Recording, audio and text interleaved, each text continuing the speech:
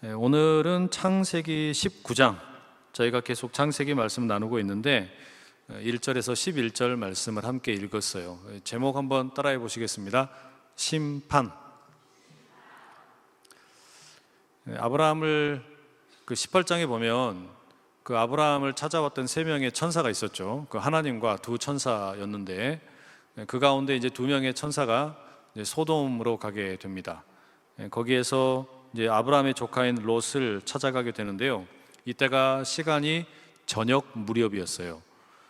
이때 롯이 어디에 있었는가 하면은 그 소돔 성문 입구에 앉아 있었습니다.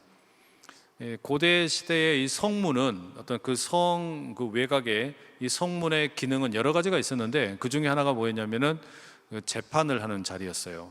그리고 또 하나가 거기에서 아주 활발한 상거래가 이루어지고는 했습니다. 그러면 롯이 이 소돔성에 그 출입하는 문에 앉아 있었다라고 하는 것은 이 롯이 이제 소돔으로 이주를 한 이후에, 그러니까 아브라함이랑 갈라졌잖아요. 그러니까 아브라함과 이 롯이 그 짐승들이 많아지면서 함께 이제 기거할 수가 없게 되어가지고 아브라함이 롯아, 이제 우리가 좀 헤어져야 되겠다. 네가 가고 싶은 곳을 먼저 선택해라. 선택을 양보하죠. 그때 롯이 선택을 했던 게 이제 소돔 땅이었죠. 왜냐하면 거기가 훨씬 비옥했기 때문이었습니다. 그래서 이제 그쪽으로 이주해서 살아가게 되었는데 롯이 지금 이 성문에 앉아 있다라는 이야기는 뭐냐면 이제 롯이 이 소돔에 익숙해졌다는 이야기예요. 소돔 땅에 나름대로 이제는 적응을 잘하고 완전히 그냥 거기 도시의 일원이 되었다라는 의미입니다. 자, 성문 곁에 앉아 있던 롯이 지금 소돔 성문 쪽으로 다가오고 있는 이 두 명의 나그네를 보게 되었습니다. 이 고대 시대에 아브라함이 그랬던 것처럼 나그네가 찾아오게 되면 그 나그네를 대접을 잘하는 것은 아주 당연한 어찌 보면은 그 관습이었어요. 그래서 당연히 롯은 이들이 지금 하나님의 천사라고 하는 것은 몰랐겠죠.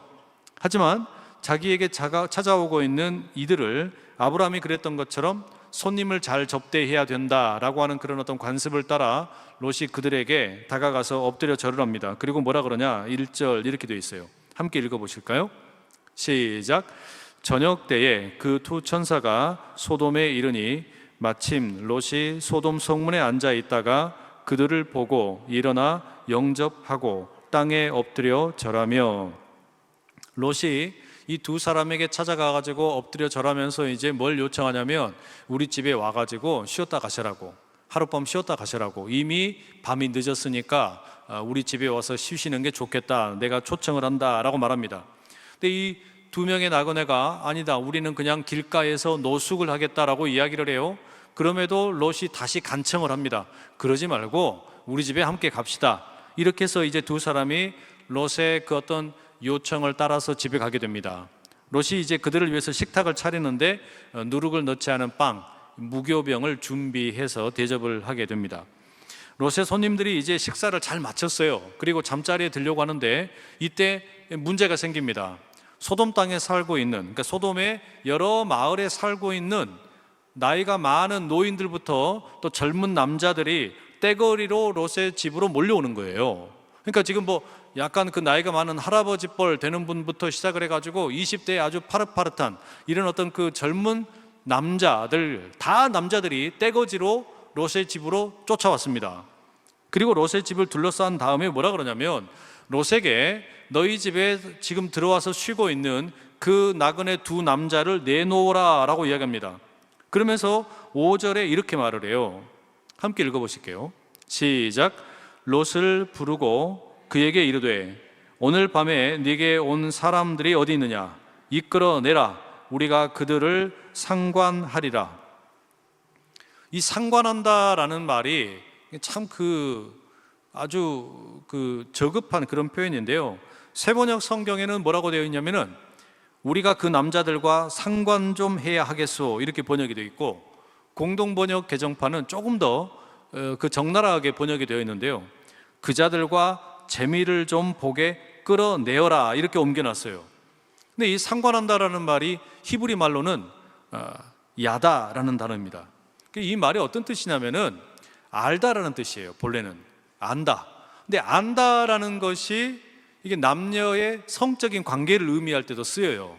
그래서 아담과 하와가 동침을 한다라고 할 때 쓰이는 그런 단어예요. 그리고 이제 가인을 낳잖아요. 그러니까 이 야다라는 이 말은 말하자면 성적인 관계를 지금 의미하는 그런 어떤 뉘앙스가 있어요. 여러 가지 용례가 있는데 그 중에 여기에서 지금 상관한다라는 말은 이 두 명의 나그네를 내놓으라 이거예요. 그들을 우리가 마음대로 성적으로 겁탈을 하겠다는 거예요. 누가? 남자들이 롯의 집에 방문한 두 명의 남자들을 겁탈을 하겠다 이 말이죠. 자, 그러면 여러분 이게 뭘 말하는 겁니까? 지금 이 두 명의 천사들이 소돔에 방문을 했을 때 소돔 땅에 살고 있는 그게 뭐 젊은이부터 시작을 해가지고 나이가 많이 든 노인들까지 너나 할 것 없이 다 이 동성연애, 오늘날로 이야기하는 이 동성연애에 아주 깊이 빠져 있다라는 것을 보여주는 거예요. 그래서 성경의 동성연애와 관련된 대표적인 구절 중에 하나가 오늘 이 본문입니다. 그러니까 소돔 지역은 연령에 상관없이, 그러니까 나이가 많거나 적거나 상관없이 그야말로 어떤 그 성적인 폭력이나 이런 것들이 아주 그냥 난무했던 곳이라는 말이죠. 여기서 여러분 그 뭐 동성연애에 대해서 지금 이제 언급을 드렸는데 하나님께서는 당연히 이와 같은 것을 아주 극도로 싫어하셨죠. 예를 들면 레위기 18장 22절에 보면 이렇게 되어 있어요. 너는 여자와 동침함 같이 남자와 동침하지 말라. 이는 가증한 일이니라. 그러니까 이게 그 남자를 향한 사실상의 말씀인데 남성과 여성의 관계 이것처럼 남자와 남자가 함께 동침을 하는 것 이것은 가증한 것이다 라고 성경이 말씀을 해요. 창조의 질서를 위배하는 것이다 라는 말씀이에요. 이후에 이제 뭐 훗날에 이 창세기 말씀 이후에 보면 이사야의 경우도 그렇고 예레미야의 경우도 그렇고 에스겔의 경우도 그렇고 이 유다와 예루살렘이 이제 하나님을 영적으로 떠나서 음행을 하게 되고 이런 일들을 무엇과 비교를 많이 하게 되냐면 소돔의 이와 같은 어떤 타락과 연관을 시킵니다. 그러니까 소돔의 이 지금 타락된 모습은 이후에 이스라엘의 역사 가운데 계속해서 반면교사로 삼을 것을 요구하는 어떤 그런 어떤 모습이라는 이야기예요. 아주 그러니까 우리가 상상할 수 없을 만큼 상당히 심했던 거죠. 이 소돔 지역의 이런 성적인 타락이라고 하는 것이 지금 뭐 오늘날까지도 이제 계속해서 진행이 되는데 특별히 그 동성연애와 관련된 것은 하늘이 내린 벌이라 알려진 뭐 에이즈 같은 거 있잖아요. 그 제일 그 어떤 주된 원인이 뭡니까? 이 동성연애에 의한 것이다라고 하는 거, 뭐 세계적으로 계속해서 확산되고 있는 거 우리가 너무 잘 알고 있잖아요. 자, 이러한 어떤 그 일이 창세기 19장 성경의 아주 앞부분에 이렇게 기록이 되어 있어요. 그 뒤에도 나오지만 한편 이제 롯의 입장에서 보면 어떠냐? 롯은 지금 여러분 자기 집에 손님으로 들어온 사람들이잖아요. 이 손님으로 들어온 사람들을 자기가 지키고 보호해야 할 책임이 있어요. 그게 나그네를 대접하는 고대인들의 아주 당연한 자세였습니다. 그래서 소돔 사람들, 그 남자들이 떼거지로 몰려와가지고 너희 집에 들어와 있는 이 두 명의 나그네 내놓으라 라고 하는데 그렇게 할 수가 없는 겁니다. 그래서 롯이 밖에 나가가지고 그 밖에 몰려있는 남자들에게 뭐라고 말하냐면 7절에 이렇게 말해요. 이르되 청하노니 내 형제들아 이런 악을 행하지 말라. 내 형제들아, 아주 정중하게 부르는 거죠. 이런 악을 행하지 말라. 왜 이러느냐? 이건 옳지 않다. 이 아주 그 정중하게, 그러면서도 이것은 옳지 않다라고 하는 것을 분명하게 이렇게 밝힙니다. 그러면서 그 다음에 그럼 롯이 어떤 행동을 하냐면요, 나에게 결혼을 하지 않은 두 딸이 있다. 그러니까 이 두 딸을 내가 내어줄 테니까 너희들이 원하는 대로 마음대로 해라. 그러면서 뭐 하는 겁니까? 자기 집에 들어온 이 손님들은, 나그네들은 지키려고 하는 거예요. 와, 이게 롯의 두 딸의 입장에서 보면 되게 서운하겠죠. 아, 이게 뭔 날벼락이야, 그죠? 아주 말도 되지 않는 갑작스러운 날벼락을 맞게 생긴 셈인데, 그만큼 여러분 그 고대 사회, 이 당시의 사회에서요, 나그네를 대접을 하고 그 나그네가 우리 집에 들어온 이상 그렇다면 나는 책임지고 그들을 보호하고 돌봐야 될 어떤 그런 자세가 돼 있어야 된다는 이야기예요. 지금 그런 어떤 롯의 모습을 보여주는데, 문제는 뭐냐면 이렇게까지 했음에도 불구하고, 그러니까 롯이 자기 두 딸을 내어주겠다라고 할 만큼 이만큼 지금 최선을 다해서 나그네들을 보호하려고 하는데, 그랬더니요, 이 몰려온 사람들이 뭐라고 말하느냐. 9절의 말씀 한번 봐보세요. 9절 함께 읽습니다. 시작. 그들이 이르되 너는 물러나라. 또 이르되 이자가 들어와서 거류하면서 우리의 법관이 되려 하는도다. 이제 우리가 그들보다 너를 더 해하리라 하고 롯을 밀치며 가까이 가서 그 문을 부수려고 하는지라. 그러니까 롯이 지금 자기들에게 이러지 말아라, 또 롯의 두 딸을 내주겠다, 이렇게까지 하면서 말리려고 하는 거잖아요. 그랬더니 지금 소돔의 남자들이 이 롯이라는 이 남자가 우리 동네 들어와 가지고는 이제 우리의 재판관 노릇을 하려고 하네 하면서 이제는 롯까지도 해치려고 하는 겁니다. 완전 아나무인이죠. 자, 이렇게 될 때 이 사람들이 롯을 이제 달려 들어가서 그냥 문도 부셔버리려고 하고 막 이러니까 방 안에 있던 2명의 천사가 롯을 얼른 집 안으로 끌어들이고 문을 걸어 잠굽니다. 그러니까 문을 딱 막아버린 거예요. 그리고 나서 어떻게 하냐, 이 2명의 천사가 그때 밖에 있는 모든 남자들의 눈을 멀어버리게 해요. 거기 들어와 있는 모든 사람들의 눈이 멀어지게 만든 거예요. 그러니까 여러분, 이게 뭘 말하는 거냐면, 이제 사실 여러분, 우리가 지난 시간에 그 창세기 18장에서 보면 아브라함이 그 3명의 천사들, 하나님도 계셨죠, 계속해서 간청을 했잖아요. 하나님, 여기 50명의 의인이 있음에도 불구하고 의인과 악인들을 함께 심판하시겠습니까? 45명이 있는데, 40명이 있는데, 30명이 있는데, 20명이 있는데, 10명이 있는데 그렇게 하시겠습니까? 어떻게든지 아브라함은 이 소돔 땅에 대한 심판을 유예시키기 위해서, 막기 위해서 최선의 노력을 다했어요. 그런데 그 천사들이 뭐라고 말했습니까? 아브라함에게 이야기하기를, 우리 귀에 들리는 이 시끄러운 소리들, 이 범죄의 소리들을, 이 소리가 너무 많이 들리고 있는데 정말로 이게 어떤 것인지 우리가 저 소돔 땅에 가서 한번 확인을 해보자, 그렇게 이야기했었거든요. 그리고 지금 소돔 땅에 간 거예요. 그리고 그 천사들이 지금 당한 일을 이렇게 보니까 어떻게 됩니까? 이제는 소돔 땅에 대한 심판이 더 이상 어떻게든 막을 수 없게 된 거예요. 이제는 이 소돔 땅의 심판은 피할 수가 없게 되어버린 거죠. 참, 왜 이렇게 무식할까요? 왜 이렇게 무모할까요? 어떻게 이렇게 죄에 대해서 둔감할 수가 있을까? 근데 여러분, 참 희한한 거는요, 역사는 반복됩니다. 역사가 반복돼요. 창세기 19장에서 이와 같은 일, 나그네를 지키려다가 봉변을 당할 뻔한 이런 일이 지금 생겼잖아요. 근데 똑같은 19장인데 사사기에 가면 이와 아주 비슷한 이야기가 또 나와요. 거기에 보면 한 레위인의 이야기가 나옵니다. 레위인은 본래 예배를 돕는 사람이죠. 이스라엘의 어떤 분깃을 받은, 자기들 땅을 받은 게 아니라 이스라엘 여러 지파에 흩어져서 살면서 이 이스라엘의 어떤 그 윤리적인, 도덕적인 삶을 책임지는 그런 역할을 하는 거예요. 그런데 이 레위인이 본래 에브라임에 살고 있는 사람이었는데요, 첩을 얻습니다. 그러니까 첩을 얻었다는 이야기는 뭐예요? 적어도 마누라가 2명 이상이라는 거 아니에요, 그죠? 그런데 첩으로 얻었던 자기 부인이 도망을 가버려요. 자기 친정으로 도망을 간 겁니다.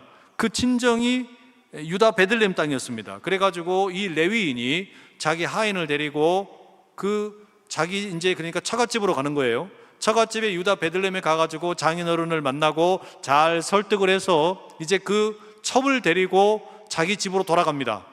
에브라임으로 돌아가게 되는데, 가는 길에 날이 저물게 되어가지고 한 마을에서 이제 쉬게 됩니다. 그 마을이 베냐민 사람들이 머무는 곳이었어요. 이스라엘에 12지파가 있는데 베냐민은 가장 막내 지파죠. 그 베냐민 지파가 사람들이 모여 살고 있는 마을에 들어가서 이제 쉬게 되는데, 그 마을에 누구 집에 들어가냐면 어느 한 노인의 집에 들어가게 되었어요. 이 노인의 집에 들어가가지고 쉬려고 합니다. 거기서 이제 저녁도 먹었습니다. 이제 잠자리에 이제 들어가려고 해요. 그랬더니 문제가 생기는 거예요. 사사기 19장 22절에 이런 말씀이 있습니다. 그들이 마음을 즐겁게 할 때에 그 성읍의 불량배들이 그 집을 애워싸고 문을 두들기며 집 주인 노인에게 말하여 이르되 네 집에 들어온 사람을 끌어내라. 우리가 그와 관계하리라 하니. 똑같죠? 그러니까 지금 이 소돔 땅에 두 명의 천사들이 갔을 때, 그 롯의 집에 들어갔을 때와 똑같은 일이, 아주 유사한 일이 그로부터 상당한 시간이 지난 뒤에 사사기 19장에 그 베냐민 땅의 어느 노인의 집에 이 레위인과 그의 첩이 들어가 있는 동안에 이런 일이 벌어진 거예요. 뭐라 그래요? 우리가 관계하리라. 이 동네 불량배들이 와가지고 이 베냐민의 이 젊은 어떤 혈기가 있는 이 이놈들이 와가지고 이 나쁜 짓을 하려고 한 거예요.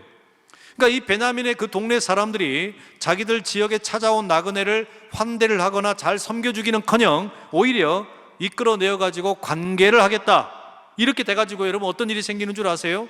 이 일이 계기가 되어가지고 이스라엘의 11지파가 들고 일어납니다. 베냐민 너희들 내가 아주 그냥 다 죽여버리겠다, 몰살하겠다, 전쟁이 벌어져요. 게임이 되겠습니까? 당연히 안 되죠. 결국에 이 베냐민 지파가 완전히 몰살을 당할 지경까지 가게 되었어요. 기가 막힐 일이에요. 그러니까 왜 이렇게 역사가 반복이 되냐, 참 안타까운 일이죠. 오늘 본문과 아주 유사한 일이 그렇게 있었다. 자, 본문으로 돌아가면 이 두 명의 천사의 경우에는 당연히 신적인 존재이기 때문에 그런 어떤 밖에 나와 있는 남자들, 소돔 땅의 남자들로 의해서 어떤 악한 일을 당하지 않고 도리어 그들의 눈을 다 멀게 만들어 버렸어요. 그리고 이제 롯을 위기에서 구해준 이 두 명의 천사들이 뭐라고 말하냐면, 롯에게 이제 너 가족 있냐? 가족이 있으면 어쩔 수 없다. 이제 소돔 땅은 정해진 운명이다. 심판을 받게 될 거다. 그러니까 가족들을 데리고 떠나라. 성 밖으로 나가라. 라고 이렇게 명을 하게 됩니다. 이 일로 인해서 이제 지금 롯은 자기 가족들을 데리고 나가야 되는 거예요. 이게 마치 뭐와 같냐면, 여러분 우리가 무슨 뭐 전쟁 영화 같은 거 볼 때 어떤 뭐 척후대가 어떤 그 가가지고 어떤 적의 진지를 발견을 해요. 그럼 어떻게 합니까? 좌표를 불러줍니다. 이제 무전으로 좌표를 불러줘가지고 뭐 38, 24, 64, 25 뭐 이렇게 불러줘요. 그리고 나면 어떻게 됩니까? 저기 높이 막 한 1만 미터, 2만 미터 높이에 있는 이 비행기가 이제 거기서 폭격을 하는 거죠. 그래가지고 팍 떨어지잖아요. 그래가지고 그냥 적을 섬멸을 해버리는 이런 장면들 여러분 영화에서 보셨죠? 마치 그것처럼 롯에게 너 떠나라. 그리고 난 다음에 하나님의 심판이 이제 하늘에서 떨어질 것이다. 이제 이 이야기를 들려준 거예요. 자, 이런 상황의 롯이 그 이야기를 듣고 나서 소돔과 고모라가 더 이상 심판을 피할 수 없다라는 사실을 확인을 하고 그 다음에 어떻게 합니까? 자기 딸들에게, 그리고 자기 딸들의 약혼을 한 사위들이 있었어요. 그러니까 소돔 땅의 남자들이겠죠. 그들에게 이야기를 했더니 글쎄 이 소돔 땅의 그 예비 사위들이 자기 예비 장인이 하는 이야기를 우습게 여기는 겁니다. 웃기고 있네. 콧방귀를 껴요. 농담하는 줄 안 겁니다. 결국에 어떻게 됩니까? 이제 동이 틀 무렵이 되니까 이 두 천사가 롯을 재촉을 합니다. 그래서 롯이 이제 아내와 두 딸을 데리고 성을 빠져나가야 되는 거예요. 꾸물거리다가는 이 소돔 땅에 있는 사람들과 다 함께 죽게 생겼으니까. 그런데 롯이 계속해서 재빠르게 움직이질 않습니다. 아무래도 무언가 지금 이 아쉬움이 남기 때문이었겠죠. 그랬더니 천사들이 16절에 보면 직접 이렇게 움직입니다. 그러나 롯이 지체함에 그 사람들이 롯의 손과 그 아내의 손과 두 딸의 손을 잡아 인도하여 성 밖에 두니 여호와께서 그에게 자비를 더하심이었더라. 그러니까 천사들이요, 이 두 명의 천사들이 롯이랑 롯의 아내랑 그 두 딸들의 손을 잡고 끌고 간 거예요. 끌고 어디로 가요? 성 밖으로, 소돔 땅 밖으로 데리고 나갔다 이 이야기죠. 자, 이렇게 이제 천사들이 롯의 가족들을 성 밖으로 내보내면서 뭐라고 경고를 하냐? 빠져나간 다음에 이제 너희들이 앞으로 계속 도망을 가야 되는데 절대 뒤를 돌아보지 말아라. 뒤를 돌아보지 말 것이며 또한 들에 머물러 있어서도 안 된다. 너희들이 가야 할 산이 있다. 산을 지정을 해줍니다. 저리 가라 이렇게 지정을 해줘요. 그런데 롯이 뭐라고 말하냐면요, 그런데 우리가 산까지 도망을 가기에는 너무 힘겹다. 그러니 우리에게 저기 그냥 가까운 성으로 도망갈 수 있게 해달라 이렇게 요청을 합니다. 20절, 보소서 저 성읍은 도망하기에 가깝고 작기도 하오니 나를 그곳으로 도망하게 하소서. 이는 작은 성읍이 아니니까 내 생명이 보존되리이다. 그러니까 이 가까운 성읍이 있었어요. 그 성읍이 작다라는 의미의 소알성이었습니다. 저기로 가게 해달라는 거예요.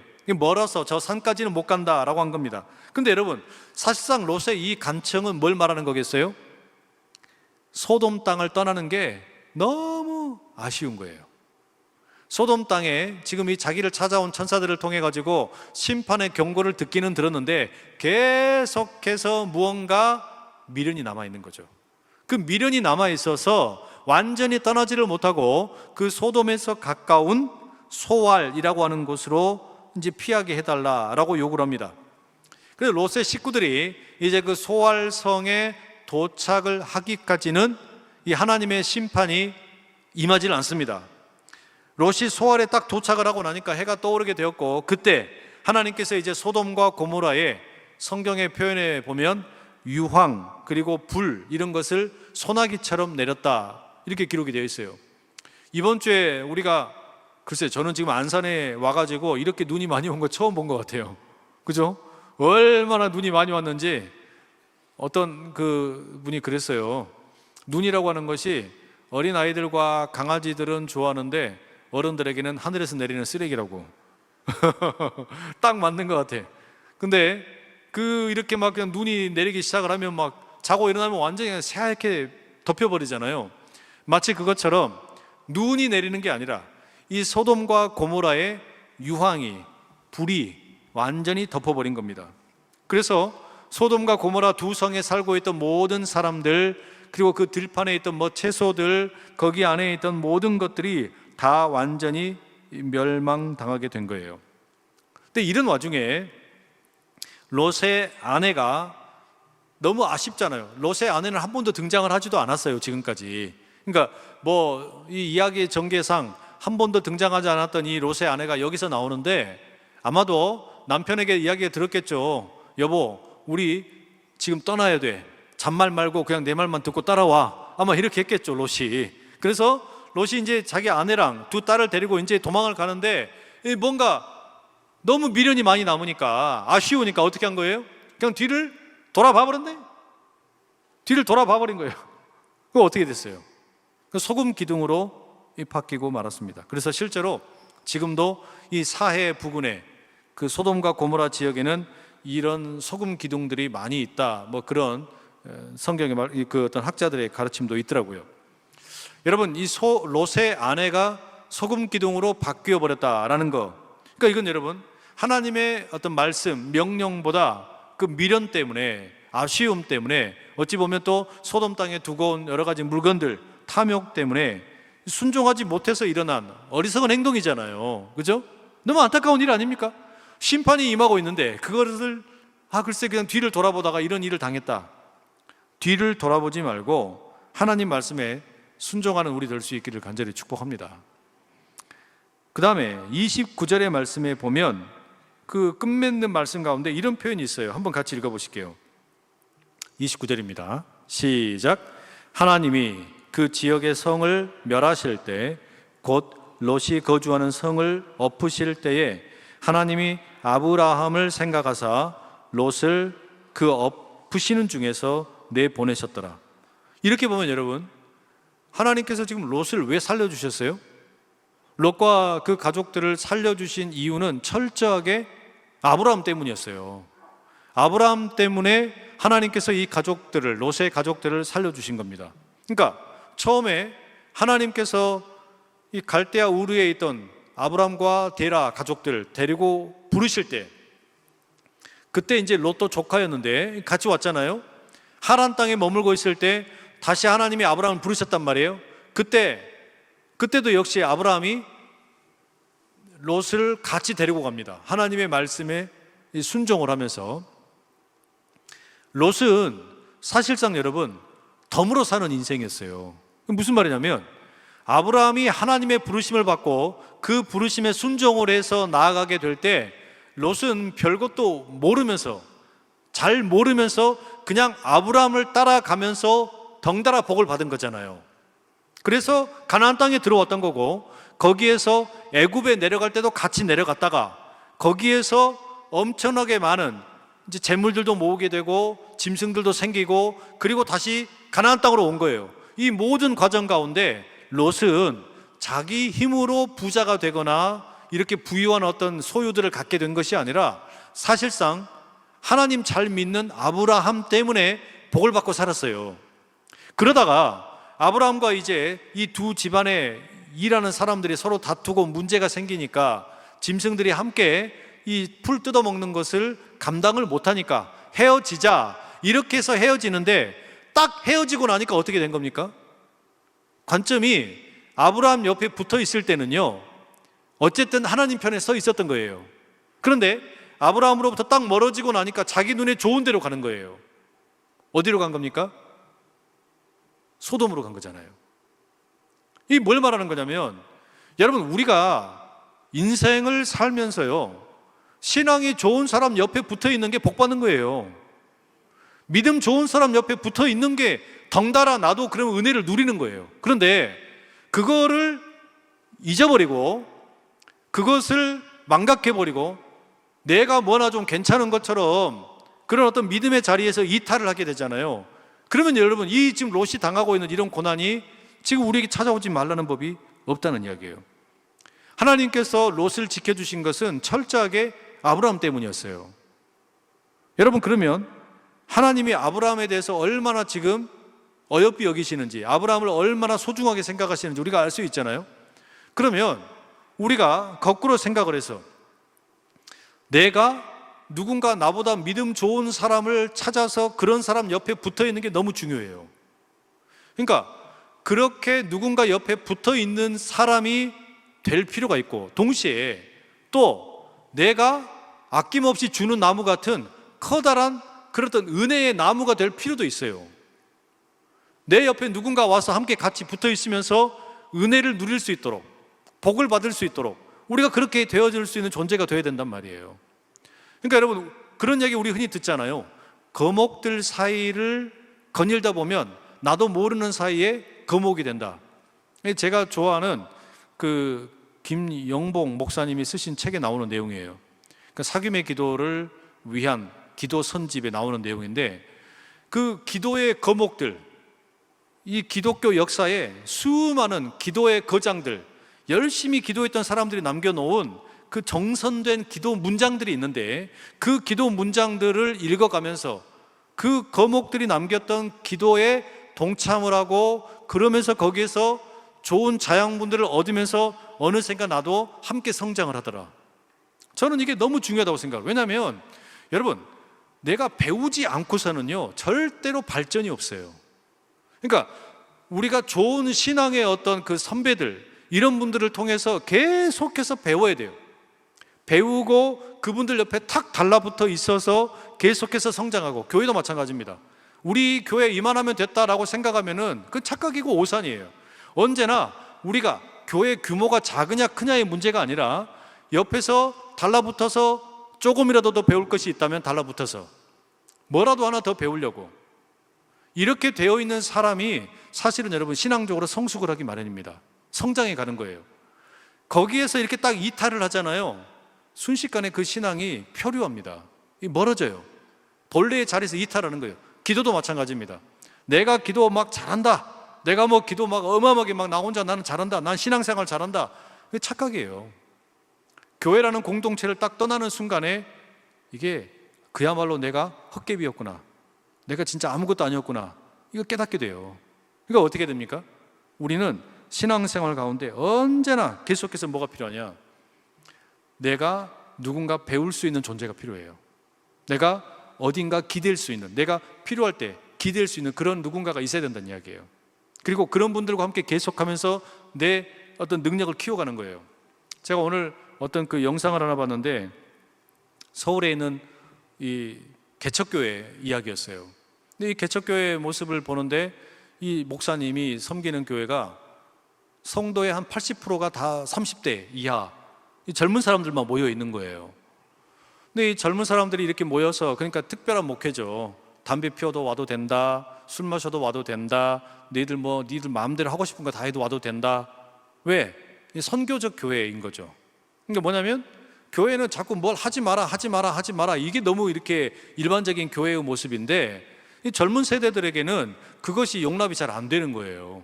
근데 모든 걸 용납을 해준다 그러니까 이제 가는 거예요. 그런데 가고 나면 거기서 뭘 받는 거냐면 충분한 사랑을 경험을 하는 거예요. 사랑을 경험을 하면서 뭘 이제 경험하냐?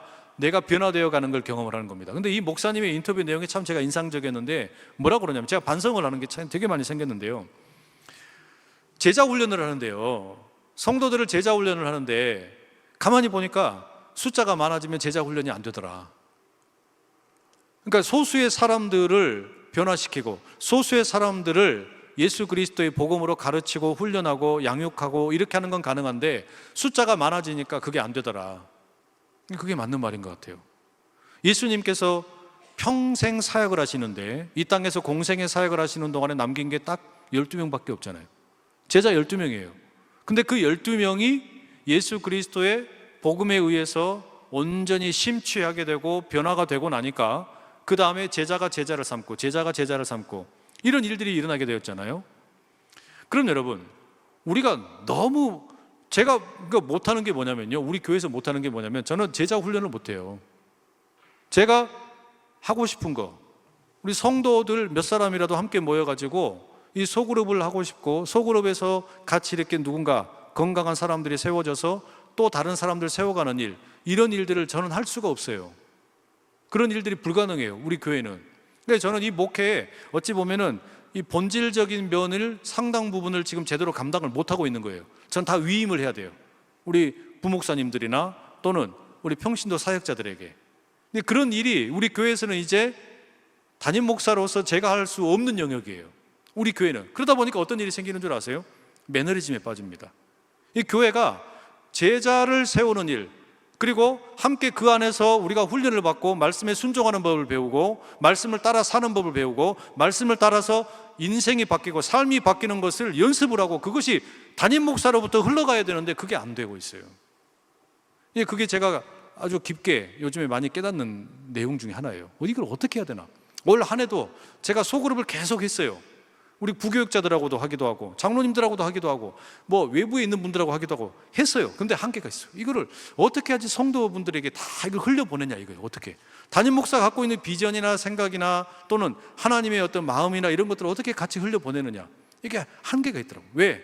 우리는 이게 구조적으로 그게 안 돼요. 할 수가 없는 거예요. 이걸 어떻게 뚫어내야 될 건가, 이런 문제들이 생겨요. 그러면 여러분 어떻게 되냐, 준비된 리더들이 나와야 돼요. 어떻게든. 그러면 우리 목사님이 갖고 있는 비전에 나도 같이 한번 동참하겠다, 여기에 뜻을 같이 모으겠다, 이런 분들이 필요해요. 그런 분들이 있어야만 이 목회의 어떤 그 흐름이 같이 이어지게 되겠죠. 그게 당연한 거 아니겠어요? 그리고 그렇게 하면서 이 교회가 더 이제 든든히 서갈 수 있지 않겠습니까? 근데 지금은 어떻게 되냐면 우리가 다 그냥 제각각으로 움직이는 느낌이 있는 거예요. 제각각으로. 이렇게 하면 안 된다. 우리가 함께 같이 한 비전을 품고 가야지, 그래야 이게 응집력이 생기고 힘을 가지고서 이렇게 움직이게 되는데, 이게 뭔가 중심이 제대로 서 있지를 않는 그런 면이 우리 교회의 약점이에요. 제가 보기에는 잘하는 게 너무 많은데, 잘하는 게 너무너무 많은데 그걸 어디에서 놓치느냐면요, 말씀으로부터 시작이 안 되는 거예요. 주일날 예를 들어서 제가 설교를 했어요. 설교를 한 다음에 이걸 가지고서 구역 모임을 제대로 하느냐 보니까 안 해. 구역 모임이 안 되는 거야. 그럼 말씀으로부터 이루어지는 하나님의 마음이라든지 이 교회의 비전이라든지 우리가 함께 품어야 될 어떤 방향이라든지 이게 나누어지질 않는 거예요. 그러니까 이거를 한 개에 딱 부딪히고 거기에서 나가지를 못해요. 그리고 성경 공부하면 또 다른 거 하고 속으로 보면 또 다른 거 하고 이렇게 돼버리니까 자꾸 분산되는 거예요. 힘이 모아지질 않는 거예요. 이게 왜 그러냐, 덩치가 크니까 그래요. 덩치가 크니까. 그러니까 제가 여기서 이제 어떤 생각을 갖게 되냐면, 예수님이 목회하신다면 이렇게 하셨을까? 예수님이 목회하신다면 어떻게 하셨을까? 이 본질적인 질문이 드는 거예요. 어떻게 예수님 목회하셨을까? 예수님 목회는 여러 사람을 물론 상대하셨지만 언제나 그 핵심 코어 그룹이 있었어요. 12명의 제자들. 그 외에 또 여러 여성들도 있었겠죠. 다른 제자들도 많이 있었어요. 그러나 이 12명을 예수님은 3년 내내 지지고 볶고 그들과 함께 살았어요. 그리고 언제까지 기다려 주신 거냐? 이들이 이제는 스스로 자신들의 삶을 복음을 위해서 헌신할 수 있을 때까지, 그리고 다른 제자들을 세울 수 있을 때까지 기다려 주신 거예요. 그리고 나니까 예수님이 부활 승천하신 이후에 성령께서 임하셔서 그 제자들이 이제는 제자를 낳고 또 교회를 세우고, 주님의 이 지상 사역, 말씀하신 지상 명령이 이루어져서 오늘까지 오게 된 거 아닙니까? 이 교회가 그런 면에서 보면 여러분, 우리는 이 사역을, 이 어떤 이런 일들을 어떻게 감당해야 될까? 제가 소그룹 계속해서 강조하는 이유가 뭐냐면요, 아브라함이 롯과 함께 있을 때에는 롯이 함께 은혜를 누려요. 함께 살아가는 거예요. 그게 일종의 뭡니까? 일종의 소그룹이에요. 은혜를 나누는 그 영향권 안에 함께 머물렀다는 이야기예요. 근데 우리는 전도 열심히 해요. 전도도 열심히 해요. 그런데 전도를 할 때 보면은 개인이 전도를 합니다. 그죠? 개인이 전도를 해가지고 교회 왔어요. 그럼 새가족부에서 열심히 양육을 해요. 그리고 나서 새가족부는 이제 교구에 구역으로 토스를 해요. 그러면 이 전달되는 과정 가운데 다 사라져버려요. 어딘가로 다 빠져나가 버리는 거예요. 이 문제가 늘 그런 일이 계속되는 거예요. 그러니까 제가 이제 우리 그 전도위원회 이렇게 담당하는 분들하고도 이렇게 계속 이야기 나누는 게 뭐였냐면 그런 이야기 했어요. 우리가 그렇게 하지 말자. 소그룹에서 함께 그러면은 전도를 함께 하자. 소그룹에 있는 분들이. 그래서 오늘 우리 내년에 이제 전도위원회 담당할 오상호 목사님하고 그런 이야기 나눴거든요. 전도위원회에 맡았는데 지금처럼 했던 대로 해야 됩니까? 아니면 새롭게 해야 됩니까? 묻더라고요, 저한테. 마음대로 하라고. 새로운 방식으로 해보라고. 그러면서 방향을 제시한 게 그거였어요. 우리가 개인이 열심히 전도하는 것도 좋은데 할 수 있으면 전도 소그룹을 통한 전도, 이걸 우리가 함께 해보자. 왜냐하면 성도가 예를 들어서 우리 교회 처음 왔다고 한번 생각을 해봐라. 처음 왔는데 전도한 사람은 있는데 새가족부에 전달되고 나면 분절돼 버리고, 새가족부를 지내고 나면 교구로 들어갈 때 또 분절돼 버리고 끝나버리는 거야. 맨날 사라져 버려요. 없어져 버려요.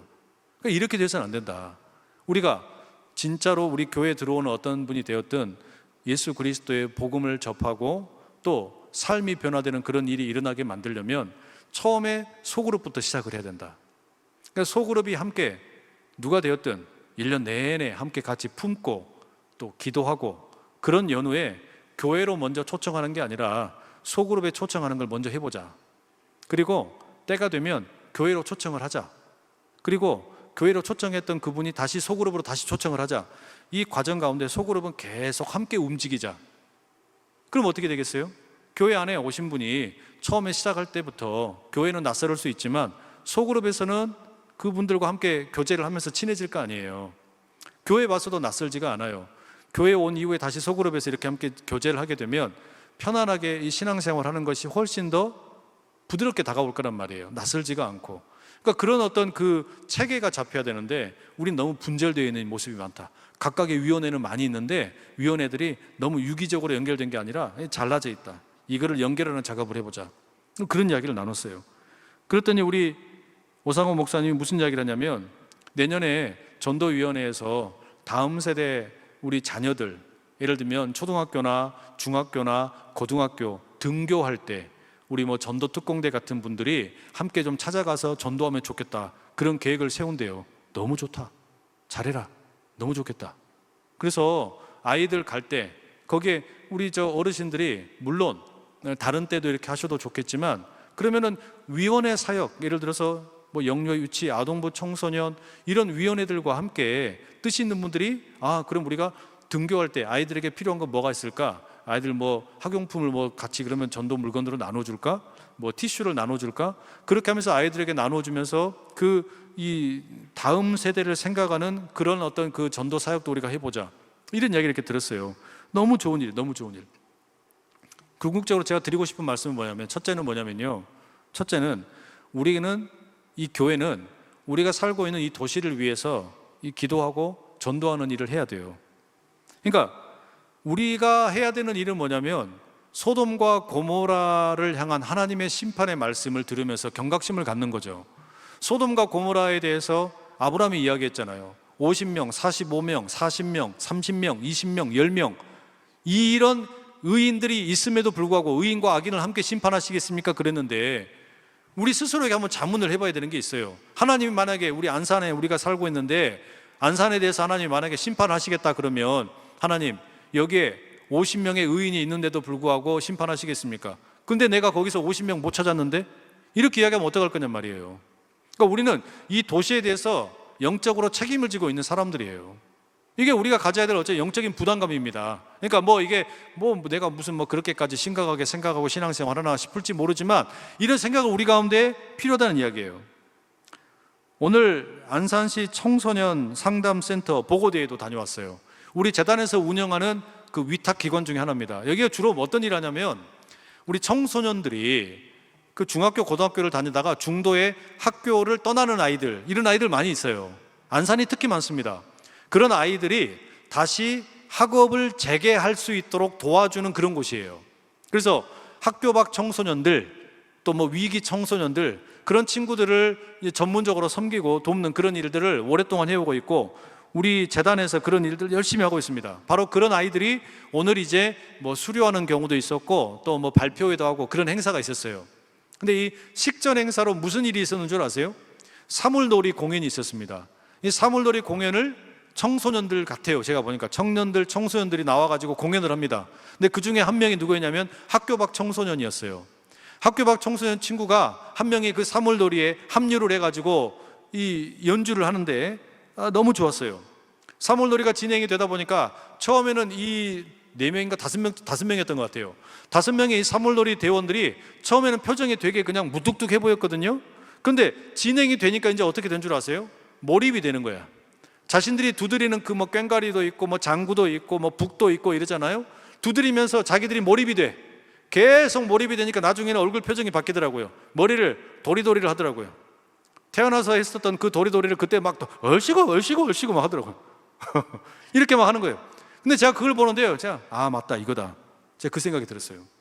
청소년들이 여러분 왜 학교를 떠날까요? 왜 집을 떠나가지고 가출을 할까요? 살펴보면 별거 아니에요. 원인이 뭐냐면 학교에 몰입이 안 되니까 그래요. 몰두가 안 되니까. 내 공부에 몰두가 안 되니까, 내 이 가정에 몰두가 안 되니까, 내 삶에 몰두가 안 되니까 고민이 많고, 또 그리고 고민이 되다 보니까 어떻게 됩니까? 학교를 떠나기도 하고 가정을 떠나기도 하는 거예요. 그럼 여러분 뭐가 필요하겠습니까? 이게 학생들만의 문제는 아니겠죠. 결국 우리 모두의 문제일 수 있는데, 결국에 사람들로 하여금 몰입을 할 수 있는 환경을 만들어줘야 돼요. 자기가 살고 있는 삶에 몰입을 할 수 있게 도와줘야 되는 거예요. 몰입을 제대로 못하니까 어떻게 되냐? 엉뚱한 데다 몰입을 하고 있는 거예요. 소돔 땅에 있는 사람들이 왜 이상한 헛짓거리를 할까요? 자기들의 인생을 건강하게 몰입할 수 있는 것이 모자랐기 때문이에요. 없기 때문에 그런 거예요. 그러니까 건강하게 몰입할 수 있는 게 없으니까 이상한데 아주 그냥 어긋난 거에 몰입을 하는 일이 생겨나고, 그게 여러분 도시 문화가 그렇습니다. 도시 문화가 그래요. 우리 청소년들이, 아이들이 왜 이렇게 그 가정에서 이렇게 어려움을 많이 겪습니까? 가정에서 우리 아이들이 몰입을 제대로 할 수 없는 구조로 살아가고 있기 때문이잖아요. 그럼 어떻게 됩니까? 부모가 그 자녀들이 자기 삶에 몰입할 수 있도록, 몰두할 수 있도록 이걸 도와줘야 돼요. 근데 그걸 잘 못하니까 때때로 유기되고 또 방황하는 아이들이 생기고, 학교도 마찬가지예요. 학교에서 아이들을 그냥 내버려 두는 거야. 어쩔 때 보면 그냥 방치되는 경우가 많아요. 학업에도 몰입이 안 되고. 그런 아이들이 어떻게 됩니까? 맨날 몰입하는 게 이제 어디예요? 맨날 인터넷 게임. 맨날 게임에만 애들이 몰입을 하고 있어요. 스마트폰만 몰입을 하고 있는 거예요. 몰두하고 있는 거예요. 그것만 계속 쳐다보고 있는 거예요. 왜 그럴까요? 그 다른 이유가 없어요. 다른 것에서 재미를 못 받기 때문에 그래요. 근데 제가 우리 아이들 이렇게 나와가지고 금요일 날도 브릿지 워십에 우리 청소년들 나온 거 보면 너무 이쁜 거예요. 왜?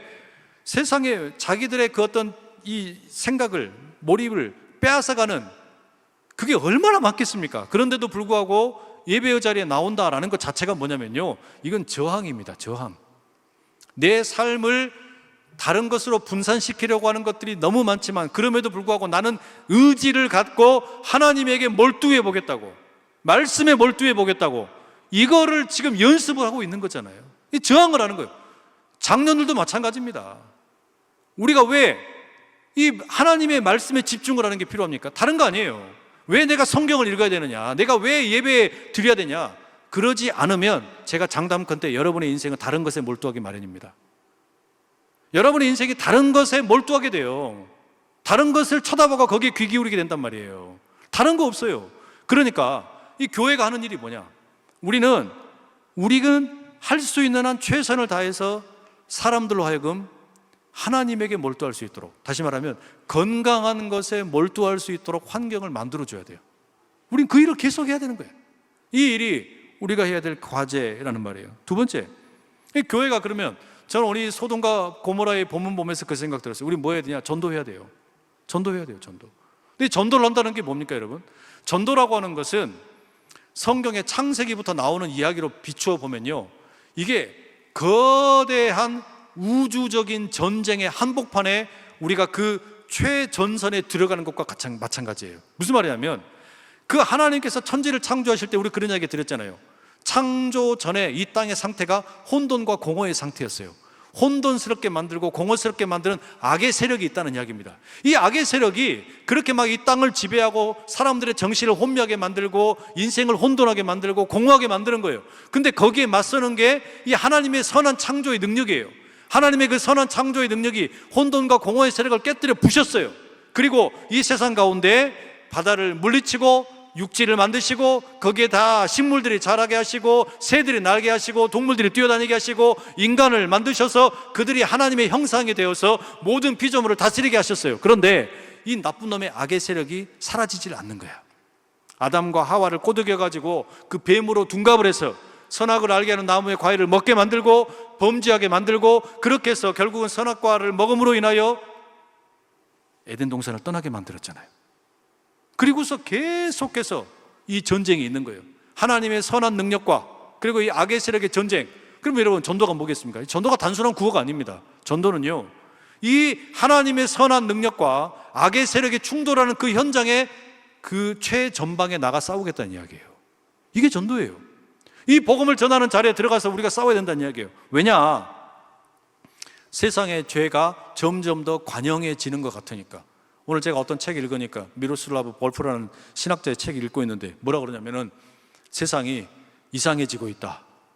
그것은 누가 말하지 않아도 점점 더 명확해지고 있다. 뭐 이런 내용을 책에다 써놨어요. 그런데 여러분, 이게 그러면 무슨 말을 하냐? 우리한테는 이거는 그런가 보다 하고 그냥 있으면 안 되는 일이에요. 경각심을 가져야 되는 거예요. 왜? 악의 세력이 점점 더 늘어나고 있는 것 같다. 그럼 어떻게 되냐? 맞서 싸워야 될 거 아니에요? 그 맞서 싸우는 일이 나 개인의 영성을 이렇게 길러내는, 내가 몰입을 하는 것을 죄에 몰입을 하는 게 아니고 하나님의 선한 일에 몰입을 하게 만드는 나의 개인의 영성을 키우는 것도 필요하지만, 동시에 뭐도 필요한 거냐면요, 이 악의 세력에 몰입이 되어 있고 거기에 빠져 있는 사람들을 건져내는 일도 필요한 거잖아요. 그게 전도잖아요. 그게 우리에게 주어진 과제예요. 우리에게 그게 어떤 시대적인 과제예요. 우리는 그 일을 감당을 해야 된단 말이에요. 그래서 우리 전도위원회에서 다음 세대 아이들에게 복음을 전하는 그런 일에 전도 특공대 같이 함께 해보겠다. 너무 좋다, 너무 좋다. 무조건 해라, 무조건 해라, 무조건 해라. 예산이 있는지는 모르겠다. 여술은 3천 모여가지고 이렇게 함께 하는 건 너무 좋다, 너무 좋다. 같이 모여서 함께 밥 먹고 같이 성경 말씀 나누고 이렇게 하는 건 너무 좋다.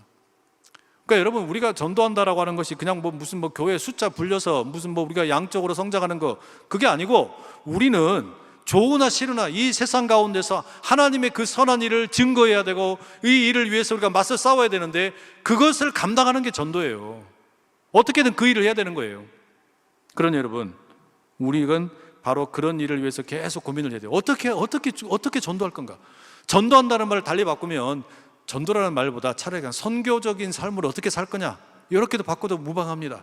어떻게 우리가 이 예수 그리스도의 복음을 12 제자들이 온 유대와 예루살렘과 온 유대와 사마리아와 땅끝까지 이르러 내 증인이 되라, 예수님 말씀하셨던 유언 같은 말씀, 이 말씀을 우리가 어떻게 이루어 드릴 거냐, 이게 너무 중요하잖아요. 너무 필요한 거예요. 그러면 우리가 드리는 예배도 생각을 해야 되고 우리 교회의 이 조직도 생각을 해야 되고, 과연 이것이 선교적인 삶을 살기 위해서 제대로 갖추어져 있는 조직이냐, 아니면 그냥 우리끼리 조싸우니 하고 있는 거냐, 돌아봐야 된다 이 말이에요. 이대로 괜찮냐? 예? 그러니까 교구를 재조정한다 이런 이야기가 나오는 것도 무슨 이유로 이렇게 하고 있는 거냐, 이게 왜 우리한테 선교적인 차원에서 중요하냐, 또 그럼 우리가 이 공간을 또 새롭게 하는 게 필요하냐, 왜 이런 걸 우리가 해야 되냐, 그리고 이런 일들을 우리가 감당하는데 모든 최종적인 우리의 관점을 어디다 두는 거냐, 이 목회 비전이 어디 있냐 이거예요. 선교적인 삶을 살기 위해서 우리에게 필요한 이 과제가 뭐냐 이거죠. 그렇게 하기 위해서 우리가 과감하게 바꿔야 될 건 뭐냐, 지켜야 될 건 뭐냐, 이게 치열한 고민이 필요한 겁니다. 매일같이 그 일을 위해서 담임 목사 하는 일은 그것밖에 없어요. 계속 기도하고 어떻게 하는 게 우리 교회 성도들을 다 그냥 성령의 불로 다 꼬실러 버리고 싶어요. 다 함께 좀 미쳤으면 좋겠어요.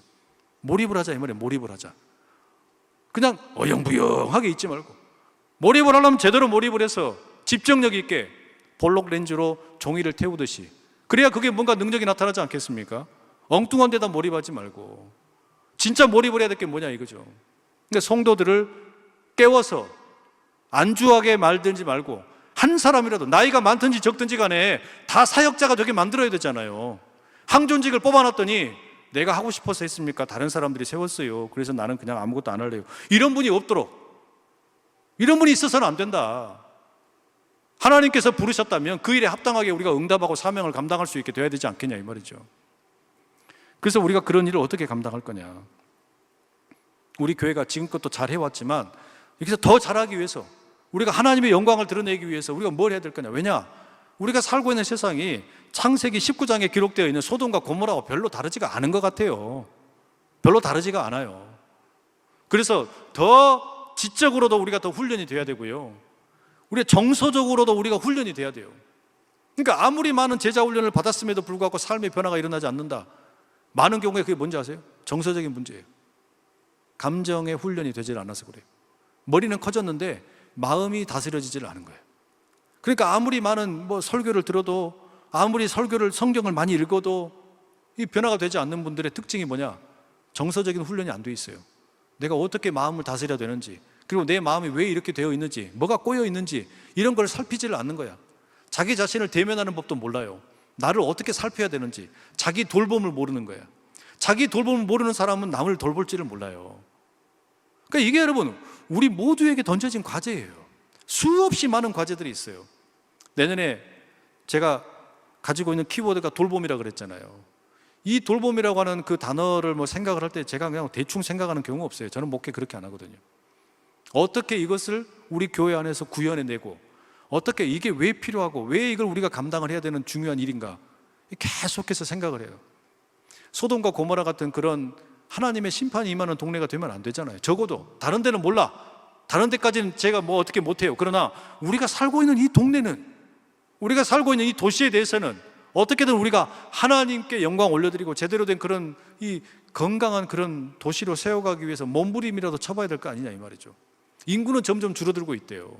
이주민들의 인구는 점점 늘어나고 있어요. 이런 다문화 사회가 되어가는데 우리 도시에서 이 교회는 무슨 일을 할 수 있을까? 우리가 청소년들은 점점 줄어들고 있는데 인구가 줄어들고 떠나가는 사람은 많고, 이런 상황에서 우리가 할 수 있는 게 뭘까? 우리 반월공단이나 시화공단, 이렇게 어려워지는 그런 공단들이 많아진다는데 이런 상황에서 우리가 할 수 있는 게 뭘까? AI 시대가 되어가지고 일자리를 잃어갈 사람들은 너무너무 많이 나온다는데 그럼 도대체 사람이 뭘 할 수 있을까? 축소사회가 되어가지고 세상이 점점 쪼그라든다 그러고, 피로사회가 되어가지고 사람들은 점점 더 피곤하기만 하다는데 그런 시대에 우리가 할 수 있는 일이 뭘까? 제가 생각해낸 건 돌봄이라는 말밖에 없었어요. 피로사회, 축소사회 다 맞는 말이다. 그런데 이걸 어떻게 하면 우리가 긍정적으로 이 복음을 담아내는 정신으로 뭐라고 표현할 거냐? 하나님이 우리를 돌보신 것처럼 우리도 서로를 돌본다. 이것은 AI 할아버지가 와도 변하지 않을 사실일 거예요. 사람이 사람을 상대하는 일은 절대로 없어지지 않을 거다. 그게 뭐냐? 돌보는 일이다. 돌보는 일이다. 그게 본질적으로 교회에 던져진 사명이고요, 그리고 우리가 해야 될 일이에요. 이거 어떻게 잘할 거냐? 어르신들 어떻게 더 잘 돌볼 거냐? 70세 이상이 된 어르신들을 어떻게 하면 최선을 다해서 더 잘 돌볼 거냐? 3040 이렇게 그냥 맞벌이 하면서 육아에 지쳐있는 분들 어떻게 하면 더 잘 돌볼 거냐? 그 다음에 이제 5060 이렇게 되어가지고 은퇴 세대, 그 다음에 이제 인생 이모작을 해야 되는데, 인생을 설계를 해야 되는데, 이런 일들 앞두고 있고 자녀들은 떠나서 빈 둥우리지가 되어 있는 분들, 이런 분들을 어떻게 돌볼 거냐? 다 사람들마다요 가지고 있는 욕구가 달라요. 필요가 다른 거예요. 교회 안에서도 마찬가지예요. 가지고 있는 수준들이 다 달라요. 내 어떤 신앙의 수준이 걸음마 단계에 있는 분도 있고, 아주 깊은 신앙의 수준을 가지고 있고 헌신된 준비가 되어 있는 분도 있어요. 이 모든 분들을 함께 담아내서 가야 되는데 어떻게 이 일들을 다 할 거냐? 보통 일이 아니겠죠. 그러나 출발은 언제나 단순하게, 우리 자신이 뭐에 몰두할 수 있냐, 뭐예요? 나는 어디에다 몰입을 할 거냐, 이거예요. 내가 몰입을 해서 예수 그리스도 안에서 정말로 변화되는 그런 이 모습이 나타나게 되면, 그리고 나면 그 다음에 우리는 선교적인 삶을 살 수 있는 준비가 된 거예요. 그 일들을 우리가 함께 감당해 가자는 이야기죠. 바라기는 여러분, 우리가 함께 그런 일들을 멋있게 잘 감당할 수 있기를 간절히 축복합니다. 서로를 함께 세워주고 또 이 교회를 든든히 세워가는 과정 가운데 우리가 이런 일들을 함께 꿈꾸며 나가면 좋겠어요. 오늘 이렇게 눈도 오고 그냥 막 빙판이 되어가지고 어려움에도 불구하고 우리가 함께 모여서 왜 모였겠어요? 여기 위해서 함께 이런 일들을 위해서 더 우리가 힘을 모아서 기도하자. 서로 위해서 기도해 주자. 기도의 불이 더 뜨겁게 타오르게 만들자. 이 교회 가운데 하나님의 주시는 마음이 차고 넘치게 하자. 바로 그런 이유 때문에 우리가 이렇게 하는 것이고, 다음 주에 항존직 수련을 하는 것도 그래서 하는 거예요. 그러니 우리 그런 마음으로 함께 다 같이 나아갈 수 있기를 간절히 축복합니다.